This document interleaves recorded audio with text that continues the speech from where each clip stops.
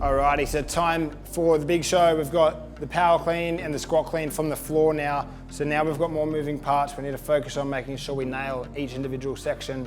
So we're going to set up from the floor, pretty much similar to set up to a deadlift.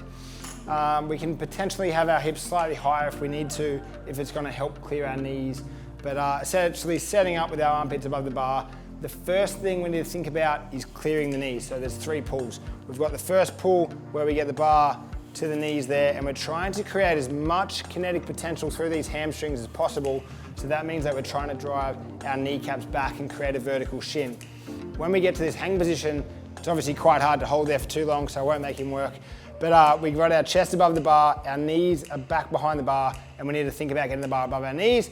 From there, we transition into our second pull, and we need to get that bar as high as we can into our hip crease so that we can create a perfect triple extension and get the most amount of power off our hips.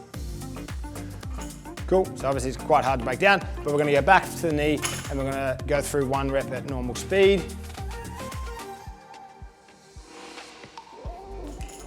Good, so that was a nice and slow rep. You can always focus on a slow rep when learning to clean, waiting for that bar to get as high as you can, because 90% of the power is going to come from your hips. So there's no need to rush that bar off the floor. We need to make sure we have perfect positions, and as we get more developed throughout the movement, we'll naturally get a little bit faster and more powerful. But just remember, when learning, it's all about getting that bar high up into the high hang position, and the rest of the movement will do itself from there.